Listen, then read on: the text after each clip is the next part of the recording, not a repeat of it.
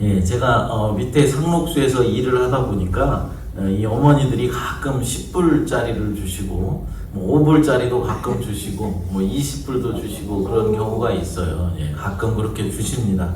그럼 어떤 분들은 먹을 거를 이렇게 자꾸 주셔요. 자기가 드시던 먹을 거를 이렇게 주시는 분도 있습니다. 좋은 마음으로 사랑하는 마음으로 뭐라도 좀 주고 싶으셔서 이렇게 자꾸 주시는 것이죠. 그런데 가끔 주시는 것 가운데 익스파일된 그런 음식을 주시는 어머니들이 가끔 있습니다. 어디서 받으셨는지 유효기간을 확인도 해보지 않으시고 음식을 그냥 주시는 것이죠. 하지만 어머니들이 일부러 뭐 상한 음식을 먹이려고 주시는 것은 아니겠죠. 잘 모르시니까 유효기간을 확인해 보지도 않고 이렇게 주시는 것입니다. 그럼 저는 어떻게 합니까? 왜 이 음식을 주십니까? 이런 음식을 어떻게 먹어요? 도로 가져가세요. 이렇게 말합니까? 아니죠. 일단은 감사합니다. 잘 먹겠습니다. 인사를 하고 받아옵니다. 그리고 유효기간이 지난 그 음식을 쓰레기통에 버립니다. 상한 음식을 잘못 먹으면은 큰 낭패를 당할 수 있기 때문이죠. 그렇다고 다시 돌려주면은 그 어머니가 또 누구를 주든지 본인이 드실 거 아닙니까? 그럼 상한 음식을 먹으면 또 배탈이 날 수도 있기 때문에 받아서 제가 이제 쓰레기통에 버리는 것입니다. 뭐라도 주고 싶은 마음은 잘 알겠지만, 그리고 일부러 상한 음식을 주려고 했던 것이 아니다라는 것도 잘 알지만은 유효기간이 지난 음식을 받으면은 제 마음이 어떻겠습니까? 제발 다음번에는 이런 음식은 좀 안 주셨으면 좋겠다라는 그런 생각이 든다는 것이죠. 그런데 일부 어머니들은 반복해서 유효기간이 지난 음식을 자꾸만 주는 그런 분이 있습니다. 제 마음은 헤아리지도 못하면서 자꾸 그런 음식을 주신다라는 말입니다.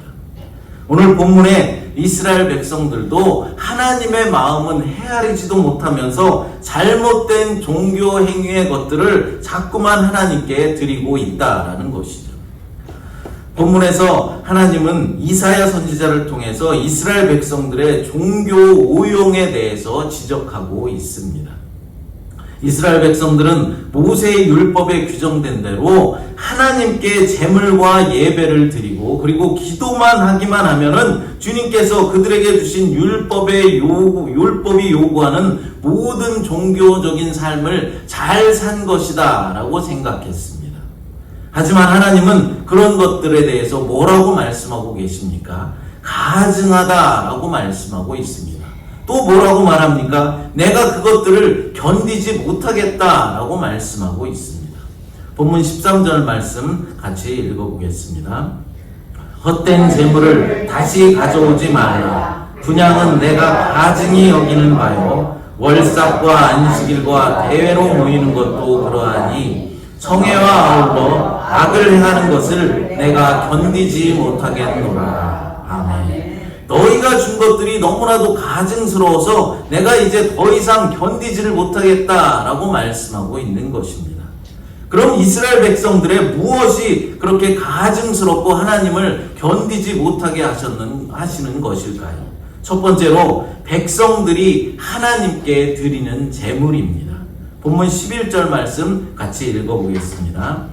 여호와께서 말씀하시되 너희의 무수한 재물이 내게 무엇이 유익하뇨? 나는 수장의 번제와 살찐 짐승의 기름에 배불렀고 나는 수송아지나 어린 양이나 숫염소의 피를 기뻐하지 아니하노라. 아멘. 비록 짧은 한 절밖에 안 되는 이 본문이지만은 재물에 대해서 구약의 그 어느 본문보다도 빈도수가 많고 포괄적으로 나열하고 있는 것을 볼 수 있습니다. 무수한 재물, 수장의 번제, 그리고 살찐 짐승의 기름, 숫송아지의 피, 어린 양의 피, 숫염소의 피 등 다양한 재물들을 나열하고 있는 것이죠. 뿐만 아니라 13절에도 보면은 헛된 재물을 분향하는 것을 또 언급하고 있습니다. 총 8차례에 걸쳐서 하나님께 드리는 재물을 언급하고 있다라는 것이죠. 오늘날 교회 상황에 비하자면은 성도들의 각양각색의 이유와 근거로 드리는 다양한 헌금들이라고 말할 수 있을 것입니다.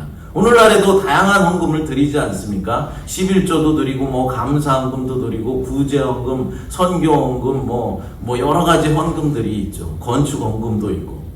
그런데 안타깝게도 하나님께서는 이 모든 종류의 헌금을 거부하신다라고 말씀하고 있습니다. 하나님은 이 모든 예물을 헛되다라고 말씀하시는데 이는 그것들이 어떠한 효력도 발휘하지 못하기 때문에 그런 말씀을 하시는 것이죠.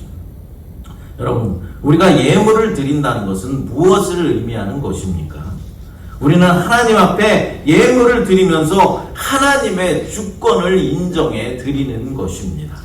그러니까 하나님이 나의 주인이 되십니다 라고 고백을 드리면서 하나님 되심을 인정해 드리면서 우리가 헌금을 드리고 예물을 드리는 것이죠. 그래서 우리가 11조와 각종 헌금, 감사 예물을 드리면서 나의 삶을 주님께 맡겨드립니다. 주님 뜻대로 인도하여 주옵소서. 풍요롭고 평안하고 안락한 삶을 내가 원하지만은 그렇지 않으신다 하더라도 나는 주님과 함께하며 영원히 주님 곁을 떠나지 않겠습니다. 주님께서 나의 주인이 되시기 때문입니다 라고 고백드리는 것입니다. 또한 헌금을 드리면서 하나님과의 관계의 연장을 바라는 마음으로 드리는 것이죠. 무슨 말이냐면은 정기적으로 우리가 하나님 앞에 예물을 드리면서 하나님 계속해서 나의 삶을 지켜주시고 보호하여 주시옵소서, 지금처럼 계속해서 나의 주인이 되어 주시옵소서, 이런 마음으로 우리가 하나님께 예물을 드린다라는 것입니다. 그런데 당시 이스라엘 백성들은 예물은 넉넉하게 하나님 앞에 드렸지만 그들의 도덕적인 삶이 드린 예물을 뒷받침할 만한 그런 삶이 되지 못하였다라는 것입니다. 하나님을 사모하고 닮아가려는 삶의 연장선에서 예물을 드려야 하는데 그렇지가 못하고 온갖 죄로 얼룩진 삶을 사는 사람들이 삶을 변화시키고 삶을 개혁해보려는 그런 노력조차 시도조차 하지 않고 그냥 예배당에 예물만 드렸다라는 것입니다. 그러한 예물은 위선이며 하나님을 감동시킬 만한 그런 효력이 없었다라는 것이죠. 두 번째로 하나님께서 거부하시는 종교 형태는 온갖 종류의 예배 모임입니다. 본문 13절 말씀 다시 한번 읽어보겠습니다. 헛된 재물을 다시 가져오지 말라. 분향은 내가 가증히 여기는 바요. 월삭과 안식일과 대회로 모이는 것도 그러하니 성회와 아울러 악을 행하는 것을 내가 견디지 못하겠노라. 아멘.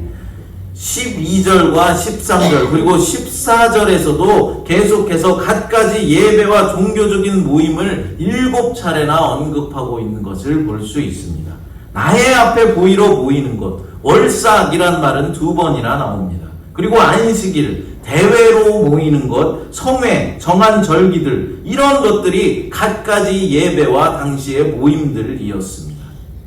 오늘날에도 마찬가지죠. 매주 교회에서 열리는 갖가지 모임과 행사들, 정기적으로 드려지는 하나님 앞에 드리는 이 예배 모임들, 그리고 기도 모임도 있고 성경 공부 모임도 있고 구역 예배 모임도 있고 또 선교회끼리 모이는 그런 모임들도 있습니다. 그런데 이런 모든 예배와 모임을 견디지 못하겠다라고 하나님께서 말씀하시는 것입니다. 무엇 때문이겠습니까? 예배와 더불어 행하는 악한 일들 때문이다 라고 말씀하고 있습니다. 여러분, 우리가 정기적으로 하나님 앞에 예배를 드리는 것은 아주 중요한 일입니다. 특별히 이렇게 주일에 나와서 하나님 앞에 주일 예배를 드리는 것은 하나님이 기뻐하시고 가장 좋아하시는 일입니다. 하지만 우리가 예배를 드리면서 왜 예배를 드리는지, 예배를 통해서 우리가 추구하는 것은 무엇인지를 먼저 생각해 보아야 한다라는 것이죠. 예배는 죄인들이 거룩하신 하나님 앞에 나와 하나님을 만나서 교제하고 그분의 말씀을 듣고 마음판에 새기는 행위입니다. 그런데 반복해서 예배를 통하여서 들은 말씀을 삶에서 실천하려고 노력하지 않으면서도 계속해서 예배만 드리는 것 역시 위선이다라고 말씀하고 있는 것입니다. 여러분, 예배를 드리고 말씀을 반복적으로 들었다면 조금씩이라도 변화된 삶의 모습을 보여주어야 하는 것입니다. 그러니까 조금씩이라도 성화되어져 가는 그런 모습이 비춰져야 한다는 것이죠. 예수 그리스도를 닮아간 모습, 거룩하여지는 모습으로 점점 더 변화되어 가야 한다는 것입니다. 그런데 삶의 변화가 조금도 일어나지 않거나 오히려 예배를 드리면 드릴수록 더욱더 안 좋은 쪽으로 퇴보되어지는 그런 믿음이 된다면 예배를 드릴 이유가 없는 것이죠. 어린아이들이 반복해서 피아노를 연습하면 어떻게 됩니까? 조금씩이지만 점점 더 실력이 향상되고 늘어나는 것을 볼 수 있습니다. 그런데 피아노 레슨을 아무리 많이 받아도 실력이 늘어나질 않고 오히려 더 실력이 퇴보된다면 레슨을 받을 이유가 전혀 없는 것이죠. 예배를 드리고 말씀을 듣는 것도 마찬가지라는 것입니다. 말씀을 반복해서 들었다면 변화된 삶의 모습이 조금씩이라도 삶 가운데 드러나야 하는 것입니다. 이사야 당시 이방신을 섬기는 사람들도 나름대로 자신들의 신에 대해서 자신들의 방법으로 제사를 드렸습니다. 그런데 하나님을 예배하는 이스라엘 백성들이 마치 이방신을 섬기는 예배하는 자들과 같이 하나님을 예배하고 있었다라는 것이죠. 그러므로 하나님은 이스라엘 백성들의 예배를 거부하시는 것입니다. 셋째로 하나님께 거부당한 종교 행위는 기도입니다. 본문 15절 말씀 읽어보겠습니다. 너희가 손을 펼 때 내가 내 눈을 너희에게서 가리고 너희가 많이 기도할지라도 내가 듣지 아니하리니 이는 너희의 손에 피가 가득함이라. 아멘. 기도는 종교적인 삶에서 가장 순수한 실천입니다. 하나님께서 의를 추구하며 살아가지 않는 백성들의 예물을 받지 않으시고 예배를 받지 않으시는 것은 우리가 어느 정도 이해할 수가 있겠지만은 그들의 기도까지 거부하신다라는 것은 우리에게 큰 충격이 아닐 수 없습니다. 우리 주변에도 보면 가끔 그런 분들이 있지 않습니까? 교회에서 어떤 상처를 받았거나 어찌됐거나 무슨 이유로든지 교회를 나오지 않는 분들이 있습니다. 교회에 나가지 않으니 헌금도 당연히 드릴 수가 없는 것이죠. 또한 자신들끼리 예배를 드린다, 집에서 예배를 드린다 라고는 하지만은 사실 리더자가 없는 예배는 무의미한 것입니다. 예배에는 여러 가지 예배 요소들이 있는 것이죠. 하나님께서 행하시는 일, 우리 예배자들이 행하는 일, 예배 인도자가 행하는 일들, 여러 가지 일들이 포함되어 있다라는 것입니다. 그런데 혼자서 드리는 예배는 한계가 있는 것입니다. 그러니 예배를 제대로 드릴 수가 없는 것이죠. 하지만 기도는 어떻습니까? 기도는 혼자서라도 얼마든지 하나님 앞에 드릴 수 있는 종교 행위입니다. 집에서든지 밖에서든지 차 안에서든지 장소의 제약도 받지 않고 언제 어디서나 하나님 앞에 기도할 수 있는 것이죠. 그런데 하나님께서 그 기도조차 들으시지 않으신다라고 하면서 거부하고 계시는 것입니다. 하나님께서 얼마나 이스라엘 백성에게 화가 나셨으면 이렇게 하셨던 것일까요? 여러분, 혹시 나의 기도도 하나님이 듣지 않으시고 거부하고 있다라고 생각한다면 우리들의 마음이 어떻겠습니까? 그러므로 우리는 하나님 앞에 위선적인 모습의 삶에서 벗어나서 이런 참담한 지경에까지 이르지 않도록 최선을 다해야 하는 것이죠. 본문에 보면 하나님이 이스라엘의 기도를 거부하셨다는 것을 두 차례나 강조해서 말씀하고 있습니다. 팔을 벌리고 기도하는 것, 그리고 많이 기도하는 것을 거절하셨다라고 말씀하고 있습니다. 왜 거절하셨다고 합니까? 불의한 피가 묻은 손으로 기도드리는 그 기도를 듣지 않으신다라는 것입니다. 이웃의 눈에서 피눈물이 나게 하는 그런 사람의 기도를 하나님께서 들으실 리가 없는 것입니다. 이웃의 것을 불의하게 착취하고 다른 사람을 못살게 굴고 괴롭히면서 나의 하나님께 자신이 잘 되기를 위해서 기도를 드린다는 것은 정말로 가증한 일인 것이죠. 사랑하는 여러분, 하나님은 이스라엘 백성의 예물과 예배 그리고 기도까지도 역겹게 생각하시고 받지 않으시고 거부하셨습니다. 그 이유가 무엇이라고 했습니까? 그 이유가 명확하게 제시되어 있습니다. 예배와 더불어 행하는 악한 일들 때문이다 라고 말씀하고 있고, 너희의 손에 피가 가득하기 때문이다 라고 말씀하고 있습니다. 그러니까 이 말은 도덕적인 삶이 그들의 신앙생활을 뒷받침해주지 못하고 있기 때문이다 라는 의미입니다. 여러분, 그렇다면 하나님께서 원하시는 주의 백성들의 삶은 무엇이겠습니까?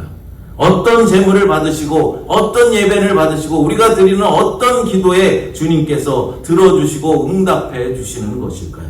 그 답이 16절과 17절에 기록되어져 있습니다. 같이 한번 읽어보겠습니다. 너희는 스스로 씻으며 스스로 깨끗하게 하여 내 목전에서 너희 악한 행실을 버리며 행악을 그치고 선행을 배우며 정의를 구하며 학대받는 자를 도와주며 고아를 위하여 신원하며 과부를 위하여 변호하라 하셨느니라. 아멘. 이 9개의 명령문은 두 가지로, 두 부분으로 또 나눌 수 있습니다. 16절에 기록된 4개의 명령문은 모두가 이 순간까지 지금 이 순간까지 살아온 우리의 삶을 반성하고 정리하라는 지나온 과거에 대한 권면의 말씀입니다. 스스로 씻으라, 스스로 깨끗하게 하라, 내 목전에서 악한 행실을 버리라, 행악을 그치라 라는 것이 바로 그것입니다. 지금까지의 삶을 돌아보고 잘못 살아온 삶이 있다면 그것을 바로잡고 회개할 것이 있다면 회개해야 한다라는 말입니다. 이 말씀을 통하여서 하나님은 예배자에게 가장 기본적인 덕목으로 요구되는 것이 그의 내부적인 삶의 변화임을 알 수 있는 것이죠. 그러니까 하나님을 믿는 자들은 평생에 걸쳐서 평생을 살아가면서 자신의 삶을 변화시킬 그런 의무가 있는 것입니다. 반면에 17절의 5개의 명령문은 모두가 이 순간부터 이렇게 하며 살아가라 라는 미래에 대한 이야기를 해주고 있는 것입니다. 선행을 배우라, 정의를 구하라, 학대받는 자들을 도와주라, 고아를 위하여 신원하라, 과부를 위하여 변호하라 라는 것입니다. 하나님께서 가장 기뻐하시는 것은 바로 선을 행하며 공평과 정의를 추구하며 약자들을 돌보아주는 것이다 라는 것이죠. 이 같은 가르침은 이사야서에서만 말씀하고 있는 것이 아닙니다. 이스라엘이 하나님과 언약을 맺고 하나님의 백성에 대한 그 이후로부터 경험한 수많은 역사적인 사건과 계시를 통하여서 확인된 진리의 말씀이다라는 것이죠. 그러니까 성경 전체를 통하여서 하나님은 공평과 정의를 말하고 있고 선을 행하며 약자들을 돌보라 라고 말씀하고 있는 것입니다. 그런데 여러분, 갖가지 헌금과 예배 그리고 기도를 나열하며 묘사한 11절부터 15절까지의 말씀은 문법적으로 매우 복잡하고 섬세하게 구성되어 있으며 동사는 많이 사용하지 않고 있습니다. 어떻게 하라는 이야기는 하지 않고 있다는 것이죠. 반면에 하나님이 원하시는 주의 백성들의 삶의 핵심을 선언하는 16절과 17절은 9개의 명령문으로 형성되어 있으며 매우 간결한 문법으로 구성되어 있는 것을 확인해 볼 수 있습니다. 왜 하나님은 이렇게 대조적인 문법으로 이 2가지 섹션을 구성한 것일까요? 거기에는 하나님께서 우리에게 아주 중요한 그런 교훈을 주기 위함일 것입니다. 무슨 말입니까? 하나님의 뜻에 따라 살아가는 것은 그렇게 복잡한 것이 아니다 라는 것을 알려주기 위함입니다. 어린아이들도 이해할 수 있는 그런 간단하고 단순 명료한 것이다 라고 말씀하시는 것입니다. 여러분, 사실 나를 향하신 하나님의 뜻이 무엇인지 몰라서 주님의 뜻대로 살지 않는 사람은 별로 없습니다. 다 알고 있죠. 하지만 알고 있으면서도 하나님의 뜻대로 살지 않는 것이 바로 저와 여러분들의 모습이라는 것입니다. 제가 작년에 한 설교 가운데 이런 설교가 있었죠. 이미 알고 있는 것을 행하라 라는 제목으로 말씀을 전한 적이 있습니다. 여러분 혹시 기억이 나십니까? 나면은 다행이고. 네. 내용이 무엇이었냐면은 요나 선지자의 이야기를 드렸습니다. 요나 선지자가 하나님께서 닌웨로 가서 복음의 말씀을 전하라 라는 이 하나님의 뜻을 다 알고 있으면서도 일부러 다시스로 가는 배를 타서 이제 하나님으로부터 도망치려 했다라는 내용이었습니다. 그럼 요나는 어떻게 되었다고 했습니까? 큰 풍랑을 만나게 되었고 큰 물고기에 삼킴을 당하여서 고통을 당하야만 했습니다. 그렇습니다. 우리는 이미 너무나도 많이 들어서 잘 알고 있습니다. 하나님의 뜻이 무엇인지 다 알고 있다라는 것이죠. 그러면 그것을 행하기만 하면 되는 것입니다. 오늘날 많은 사람들이 복음을 거부하는 이유가 무엇이겠습니까? 그 이유 중에 하나는 복음은 너무나 단순하고 간단해서 세상의 복잡한 문제들과는 잘 어울리지 않는다 생각하고 세상의 복잡한 문제들을 해결해 줄 수 없다라고 생각하기 때문입니다. 성경에도 이런 예들이 나와 있지 않습니까? 문둥병을 앓고 있던 시리아 장군 나아만이 그 병을 치료하고자 누구를 찾아갔습니까? 이스라엘의 엘리사 선지자를 찾아갔습니다. 하지만 엘리사는 그를 만나주지도 않고 종을 시켜서 요단강에 가서 7번을 씻으면 낫게 될 것이다 라고 말하였습니다.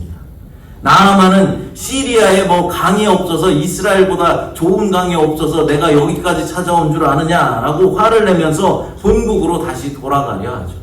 그의 생각에는 자신이 앓고 있는 병이 엘리사 선지자가 제시한 단순한 방법으로, 그러니까 요단강에 가서 7번 씻는 그런 방법으로는 결코 치유될 수 없는 매우 크고 복잡한 문제라고 생각한 것입니다.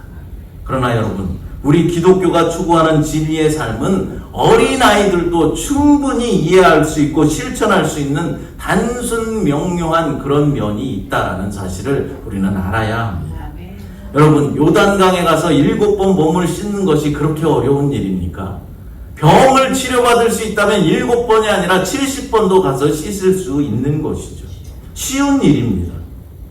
민수기 21장 9절을 읽어보겠습니다.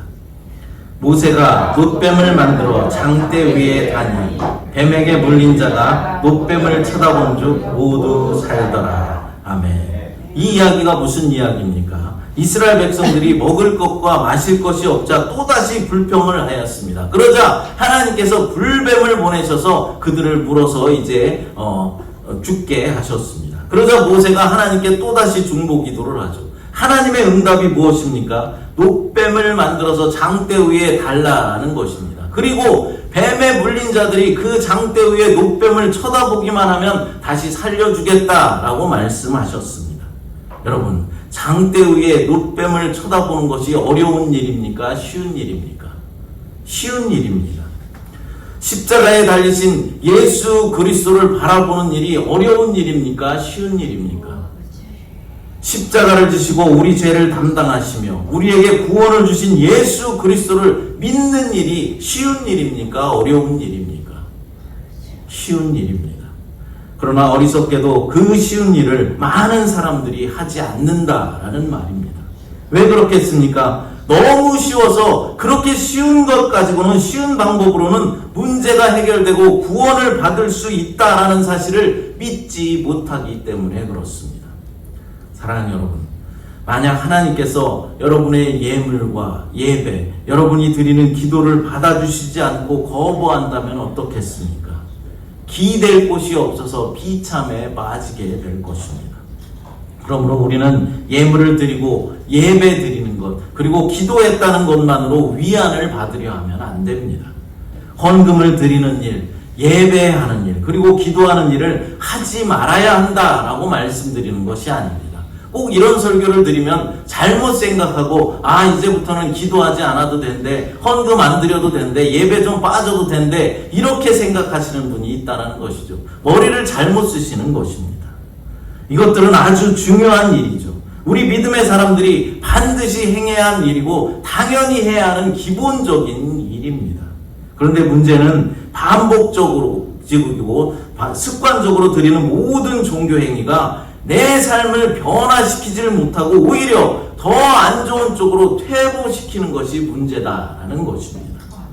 예배를 드렸으면은 예배 드리고 말씀을 들었으면 그 들은 말씀대로 우리가 실천하고 살려고 노력을 해야 하는 것이죠. 듣고 나서 그냥 예배당을 나가서 끝나버리면 안 된다라는 것입니다. 기도를 했다면 기도한 내용대로 그 내용에 합당한 삶을 살려고 노력을 해야 하는 것입니다. 우리가 하나님 앞에 헌금을 드렸다면 그 헌금의 의미에 담긴 하나님이 나의 주인이 되십니다, 이런 삶을 우리가 살아내도록 최선을 다해야 하는 것이죠. 그럼 하나님이 원하시는 삶이 아주 어렵고 힘든, 우리가 행할 수 없는 그런 삶이라고 했습니까? 아닙니다.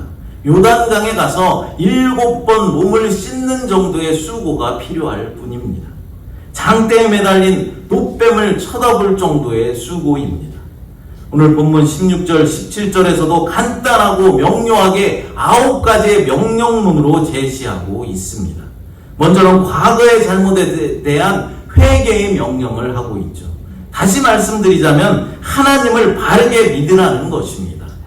회개하지 않으려면, 회개할 일이 없으려면 하나님을 바르게 믿어야 한다는 것이죠.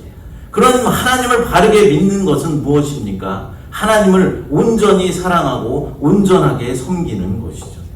두 번째로 앞으로의 삶 가운데 어떻게 행하며 살아야 하는지를 우리에게 알려주고 계십니다.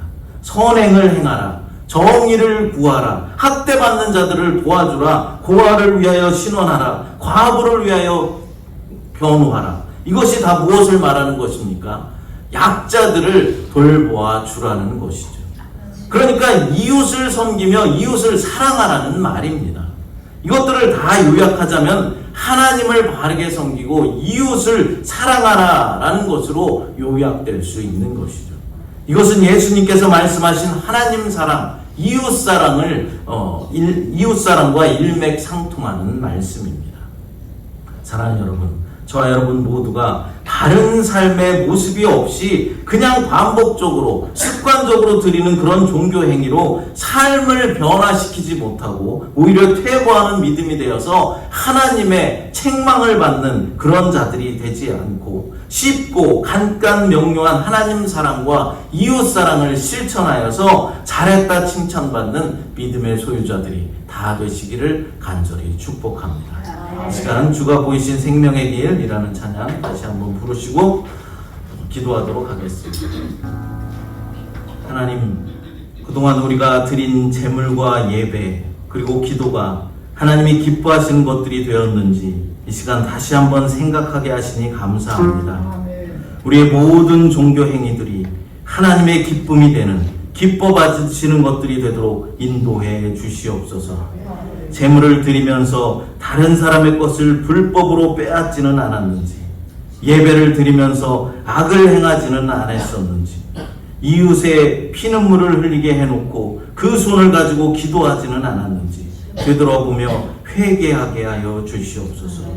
또한 우리의 믿음의 삶이 쉽고 간단 명료한 하나님 사랑과 이웃 사랑을 실천하여 잘했다 칭찬받는 우리 모든 성도들 될 수 있도록 하나님 축복해 주시고 역사해 주시옵소서. 주께서 인도하여 주심을 믿사옵고 거룩하신 예수님의 이름으로 간절히 기도드리옵나이다. 아멘.